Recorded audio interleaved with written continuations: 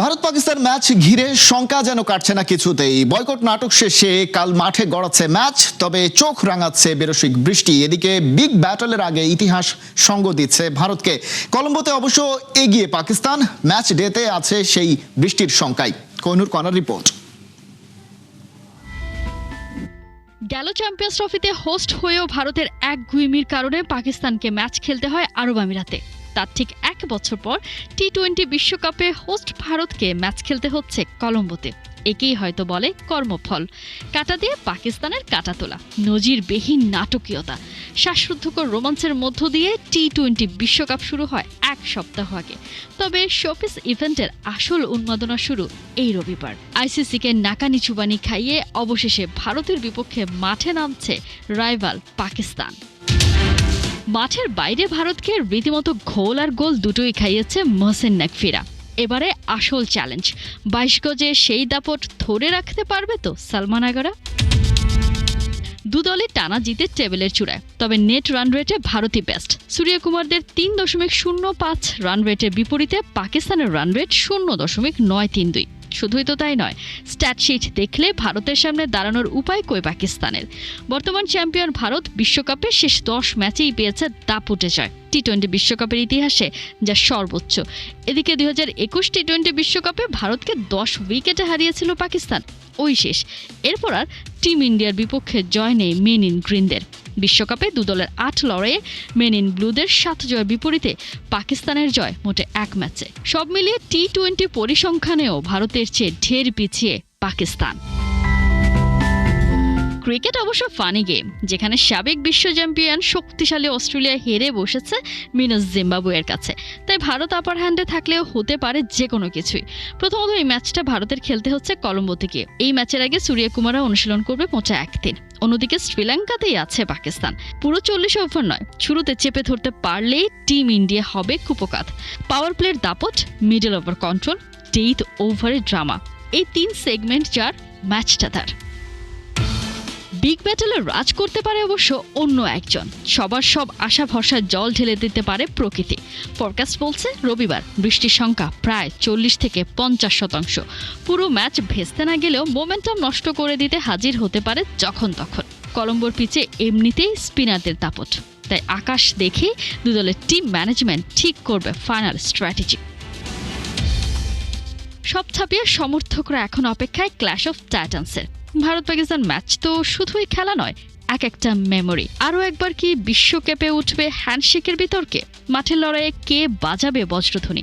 সব প্রশ্নের উত্তর নিয়ে ভালোবাসার সপ্তাহে বিশ্ব সাজবে দ্বৈরথের রঙে।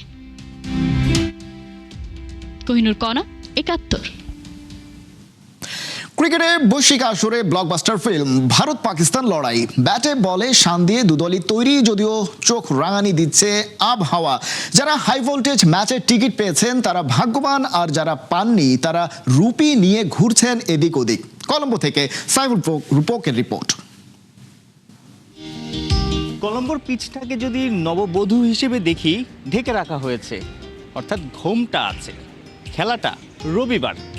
ম্যাচ কি হবে, ম্যাচ কি গড়াবে, কেন এই শঙ্কা, সেটা আকাশের দিকে তাকালেই বুঝতে পারছেন। গত 2 দিন ধরে এবং ম্যাচের দিনও একই রকম অবস্থা থাকার সম্ভাবনাই বেশি, অর্থাৎ মেঘলা আকাশ, বৃষ্টি হওয়ার সম্ভাবনা, শঙ্কা আছে, সম্ভাবনা বেশি। এবং ম্যাচের নানা সময় বৃষ্টি হতে পারে, খেলা ইন্টারাপ্ট হতে পারে, এবং পুরো ম্যাচ হবে বলে অনেকেই বিশ্বাস করছে না। এই যে ভারত পাকিস্তান ম্যাচ নিয়ে এত আলোচনা, এত উৎকণ্ঠা, গেল 1 মাস ধরে খেলাটা হবে কিনা, কলম্বোতে ইন্ডিয়া আসবে, পাকিস্তানও থাকবে, কিন্তু মাঠে পাকিস্তান আসবে কিনা, এই নিয়ে কত রকমের আলোচনা। সেই সমস্যার সেই জটিলতা কেটে গেছে, কিন্তু এখন নতুন জটিলতা। ম্যাচের ঠিক আগের দিন মেঘলা আকাশ, বৃষ্টি, কলম্বোর আবহাওয়া দুশ্চিন্তায় ফেলছে সবাইকে। কারণ এই ভারত পাকিস্তান ম্যাচেই তো কোটি কোটি টাকা, অনেক অনেক হাইপ। এই যে 35,000 দর্শক ধারণ ক্ষমতার স্টেডিয়াম, কলম্বোর প্রেমাদাসা স্টেডিয়াম, নিমিষেই সব টিকিট শেষ হয়ে গেছে। বাহিরে এখনও হাজার হাজার দর্শক আসলে টিকিটের জন্য ওয়েট করছে। কোনোভাবে যদি কালোবাজারিদের কাছ থেকে বা ব্ল্যাকে 2 গুণ 3 গুণ 4 গুণ দামেও টিকিট নেওয়া যায়, তাতেই যেন তারা স্বস্তিতে থাকবে। অর্থাৎ ভারত পাকিস্তান ম্যাচে মাঠে থাকতে কে না চায়। এখন আসি সেই প্রথমে যে গল্পটা শুরু করেছি, নববধূ অর্থাৎ 22 গজ নিয়ে। সেই 22 গজের চরিত্রটা কেমন হবে, ঘুমটা তো উঠে যাবে, ম্যাচও হয়তো যদি আবহাওয়া পারমিট করে, আবহাওয়া ভালো থাকে তাহলে হয়তো ম্যাচটাও কিছু কিছু সময় হবে, হয়তো পুরো ম্যাচ হলে সবাই খুশি থাকবে। কিন্তু ম্যাচে খেলা হলে উইকেটের চরিত্রটা কেমন হবে, যতটুকু আসলে কিউরেটরদের সাথে কথা বলে বা দুই টিমের কথা, এখানে লোকাল সাংবাদিকদের সাথে কথা বলে যতটুকু বুঝতে পেরেছি, উইকেটটা হবে 170 থেকে 80 রানের উইকেট, যেটা কিনা সবশেষ ম্যাচও আমরা দেখেছি। জিম্বাবুয়ে এই মাঠে অস্ট্রেলিয়াকে হারিয়েছে, জিম্বাবুয়ে 170 রানের টার্গেট দিয়েছে, সেখানে অস্ট্রেলিয়া 23 রানে হেরেছিল।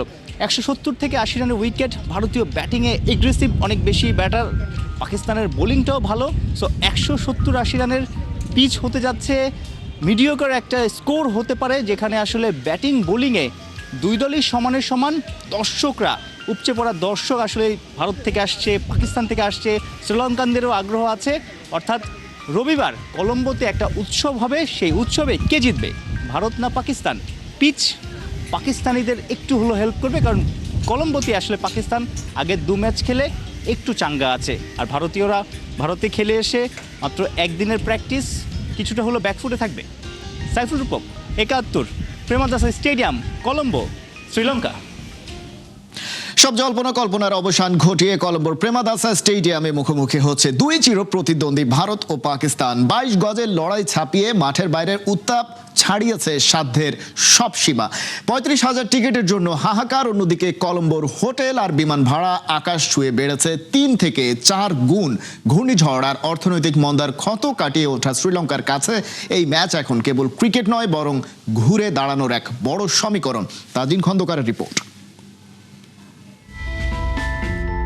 অনিশ্চয়তার কালো মেঘ চিরে অবশেষে নীল আর সবুজ শিবিরের রণহুঙ্কার। ক্রিকেট পিচের লড়াই শুরুর আগেই মাঠের বাইরের পারদ চড়তে চড়তে এখন আকাশচুম্বী। কালবৈশাখী ঝড়ের মতো ধেয়ে আসছে সেই মুহূর্ত, যার অপেক্ষায় থমকে থাকে পুরো দুনিয়া। ক্রিকেট বিশ্বের সবচেয়ে বড় বিজ্ঞাপন ভারত বনাম পাকিস্তান। কলম্বোর আকাশে এখন বারুদের গন্ধ, আর সমর্থকদের হৃদয়ে কেবলই ক্রিকেটের ডামাডোল। 15ই ফেব্রুয়ারি, ক্যালেন্ডারের এই তারিখটা ঘিরেই আবর্তিত কলম্বোর অর্থনীতি। 35,000 দর্শক আসনের গ্যালারি এখন এক সোনার খনি। 35,000 টিকিট যেন 35,000 হীরের টুকরো। উইকেটের সামনের দিকে একটি সিটের জন্য প্রবাসীরা খরচ করছেন $800 বেশি, যা বাংলাদেশি মুদ্রায় প্রায় 1 লাখ টাকার সমান। লাহোর থেকে আসা মিয়া সুলতান কিংবা শুধু নিউজিল্যান্ডের কোনো প্রবাসী, সবার গন্তব্য এখন একটাই। লঙ্কান দ্বীপে এই মিলনবেলা প্রমাণ করে ভারত পাকিস্তান ম্যাচ মানেই যে পাগলামের সব নজির ভেঙে নতুন ইতিহাস গড়া। কিন্তু এই আবেগের মূল্য চোকাতে গিয়ে দর্শকদের পকেট হচ্ছে ফাঁকা। রয়টার্সের প্রতিবেদনে উঠে এসেছে এক অবিশ্বাস্য চিত্র। কলম্বোর যে হোটেল কক্ষে রাত কাটাতে খরচ হতো $100 থেকে $150, সেই একই কক্ষের ভাড়া রাতারাতি বেড়ে ঠেকেছে $660, অর্থাৎ প্রায় 81,000 টাকা। আকাশপথের অবস্থা আরো ভয়াবহ। মাত্র 1.5 ঘন্টার পথ চেন্নাই থেকে কলম্বো, কিন্তু সেই বিমান ভাড়াই এখন $700 ছাড়িয়েছে। দিল্লির ফ্লাইট ভাড়া বেড়েছে 50%, তবুও বুকিং সাইটগুলোতে ঝুলছে নো ভ্যাকেন্সি সাইনবোর্ড। প্রকৃতির রুদ্র রোষে 650 জন মানুষকে হারানোর শোক এখনো কাটেনি শ্রীলঙ্কার। ঘূর্ণিঝড়ের তাণ্ডবে বিধ্বস্ত অর্থনীতি যখন খাদের কিনারে, তখন এই ক্রিকেটই হয়ে উঠেছে তাদের সঞ্জীবনী সুধা। শ্রীলঙ্কা ট্যুরিজম ডেভেলপমেন্ট অথরিটির প্রধান বুদ্ধিকা হেওয়াসাম বলছেন, প্রথম 10 দিনে 1 লাখ পর্যটকের 20% এসেছেন এই একটি ম্যাচের টানে। $1,500 থেকে $2,000 অল ইনক্লুসিভ প্যাকেজ নিয়ে আসা হাজার হাজার সমর্থক এখন লঙ্কান অর্থনীতির মূল অক্সিজেন। শ্রীলঙ্কা বিশ্বকে বার্তা দিচ্ছে তারা কেবল নিরপেক্ষ ভেন্যুই নয়, তারা নিরাপদ আশ্রয়ের দেশও বটে। মাঠের ভেতরে জয় হবে যে কোনো এক দেশের, কিন্তু জয় হচ্ছে খোদ ক্রিকেটেরই, যা সীমানা ছাড়িয়ে মানুষকে এক সুতোয় বেঁধে ফেলে। ক্রিকেটের হাহাকার থেকে হোটেলের আকাশ ছোঁয়া ভাড়া, সবকিছু ছাপিয়ে এখন শুধুই মাঠের উত্তাপের অপেক্ষা। কলম্বো এখন প্রস্তুত এক মহাকাব্যিক রণাঙ্গনের সাক্ষী হতে। তাজিন খন্দকার, 71। আইসিসি আর পিসিবির সাথে ফলপ্রসূ আলোচনা হলেও ভারতের ক্রিকেট কন্ট্রোল বোর্ডের সাথে সহসাই ভালো সম্পর্ক তৈরি হচ্ছে না বিসিবির। বিশ্বকাপে ভারত পাকিস্তান ম্যাচে আমন্ত্রণ পেয়েছিলেন বিসিবির সভাপতি আমিনুল ইসলাম বুলবুল, তবে সেটাতে সাড়া না দেওয়ার সিদ্ধান্ত নিয়েছেন তিনি। তাহলে আপাতত ধরে নেওয়াই যাচ্ছে বাংলাদেশ ভারত ক্রিকেটের এই কোল্ড ওয়ার আরও কিছুটা দীর্ঘায়িত হচ্ছে। রিপোর্টে বিস্তারিত।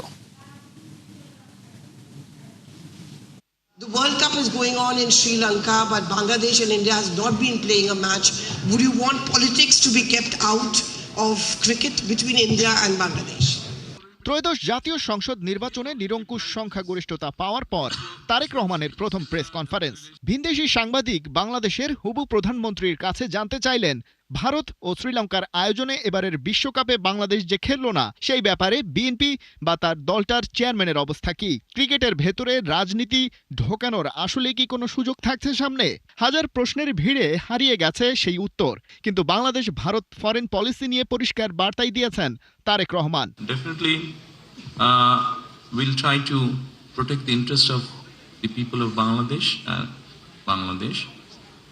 If there is something which will not be in favor of Bangladesh, naturally we can't go by that. I'm sure mutual interest is the first priority we will go by. এই মুহূর্তে কোনো concrete policy দাঁড় করানো কঠিন, তবে ভারতের প্রধানমন্ত্রী নরেন্দ্র মোদীর বার্তায় পরিষ্কার, দেশটার সাথে বাংলাদেশের সম্পর্কের যে বরফ 5 আগস্টের পরে জমেছিল তা বিএনপি সরকারের সময় কিছুটা হলেও গলতে শুরু করবে।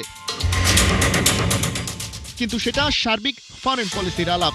ক্রিকেট দুনিয়ায় যে সম্পর্ক কদিন আগেও তুলেছিল আলোড়ন, প্রস্তুতি নিয়েও লিটন দাসরা দিন শেষে খেলতে পারল না টি-20 বিশ্বকাপ, সেই ইস্যু ধরে আইসিসির সাথে বিসিবির বিরোধ চলে গিয়েছিল চূড়ান্ত পর্যায়ে। পরে পিসিবির মধ্যস্থতায় দাউ দাউ করে জ্বলা আগুন নেভানো গেছে বটে।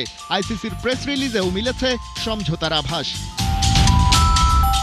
কিন্তু যে ভারত আইসিসির সব কলকাঠি নাড়ে তাদের সাথে এর মধ্যে কোনো আলোচনাই হয়নি। তার আগে মোস্তাফিজের আইপিএল ইস্যু আর নিরাপত্তা শঙ্কায় ভারতে গিয়ে বিশ্বকাপ খেলায় বাংলাদেশের আপত্তি সম্পর্কটাকে রীতিমতো নিয়ে গেছে দা কুমড়ো পর্যায়ে। মহসিন নাকবির কাইট ডিপ্লোমেসির ম্যাজিকে আইসিসির সাথে বাংলাদেশের শীতলতা সহনীয় পর্যায়ে আনা গেছে ভারত পাকিস্তান ম্যাচ ইস্যুর আলোচনায়। আর ওই একই ইভেন্ট একটা উপলক্ষ এনে দিয়েছিল বিসিসিআই আর বিসিবির মধ্যে দূরত্ব কমানোর। বিসিবি সভাপতি আমন্ত্রণ পেয়েছিলেন ভারত পাকিস্তান ম্যাচটা কলম্বোর মাঠে বসে দেখার, যেখানে উপস্থিত থাকছেন আইসিসির চেয়ারম্যান জয় শাহ এবং বিসিসিআই এর কর্মকর্তারাও। বাংলাদেশের গণমাধ্যমে কথা বলার সময় বিষয়টি খোলাসা করেছিলেন বুলবুল নিজেই। সেখানে যাওয়ার ব্যাপারে দিয়েছিলেন পূর্বাভাসও, কিন্তু সেই ম্যাচের আগের দিনই জানা গেল বিসিবি বস কুয়েত থেকে শ্রীলঙ্কার সেই ইভেন্ট কভার না করেই ফিরে এসেছেন বাংলাদেশে।